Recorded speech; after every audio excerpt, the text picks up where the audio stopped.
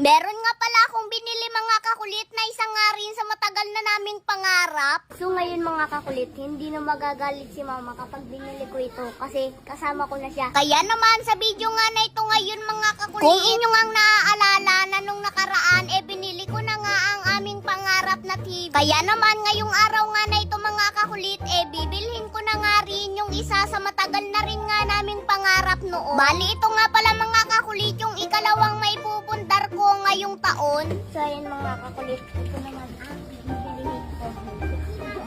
Dahil isa rin nga ito sa mga pangarap ko. So ngayon mga kakulit, hindi na magagalit si mama kapag binili ko ito kasi kasama ko na siya. Ayun siya. So ngayon mama, ano ang masasabi mo na ito naman ang bibilhin ko? Siyempre, partner ng TV, kailangan may video okay. So, di ba? Kailangan may speaker.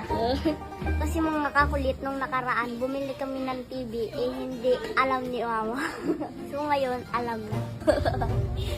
Buti pa ito nagmamahal, pero ikaw hindi ka minamahal. Simpleng bagay nga lamang pala mga kakulit itong aming mga pinapangarap. Dahil mga kakulit itong ang mga bagay na ito, ngayon nga lamang kami magkakaroon. Kaya naman sobrang nakakatuwa nga mga kakulit dahil yung mga bagay nga na hindi namin nabibili noon, nabibili na namin ngayon. At dahil yun mga kakulit sa aking pagsisikap araw-araw, kaya naman napakalaking bagay nga mga kakulit ang naitulong nga sa akin ng aking pagbablog. Dahil sa aking pagbablog nga mga kakulit, nabibili ko nga ang mga bagay na gusto. Pero hindi naman siguro ibig sabihin mga kakulit na porket nabibili ko na nga ang mga bagay na gusto ko, sobra na nga akong maluho para sa sarili ko. Kumbaga mga kakulit, para sa akin, yung nabibili ko naman, hindi rin naman para sa akin at para din sa aking pamilya. Kaya naman, kung isa ka nga rin mga kakulit sa nangangarap na magkaroon ng ganito, i-manifest mo na nga yan mga kakulit ngayong taon na ito. Malay mo sa susunod, ikaw naman ang magkaroon ng ganito. At pangarap mo na nga ang matutupad ngayong taon na ito. So ngayon mga kakulit, kararating nga lamang pala namin galing sa pagbili nito. Yeah. At meron nga tayo dito mga kakulit na dalawang malaking speaker. O diba? Laki yun. At saka ampli at syempre itong mic. Siguro naman alam niyo na mga kakulit kung ano nga ba ang kalalabasan nito.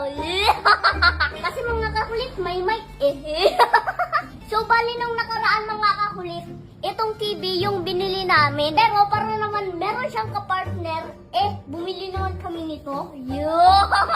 Kasi mga kakulit, pwede din itong i-connect sa TV.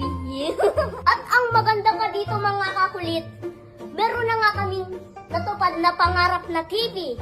At pangarap din namin ng ganitong malaking speaker. Siyempre, isang set na, o diba? Isang set na pangarap namin, Kaya naman ngayon, i-assemble na nga namin ito ni Papa. Kaya naman, tara, let's go! Kaya naman, kung isa ka nga rin mga kakulit sa nangangarap na magkaroon ng ganito, i-manifest mo na yan. Baka sa susunod, ikaw naman. At dahil Pasko pa rin naman nga mga kakulit, para nga sa akin, yung makakahula kung magkano nga ba ang bili namin dito, mag-comment ka na, baka nga ikaw yung isa sa lucky winner namin. At kung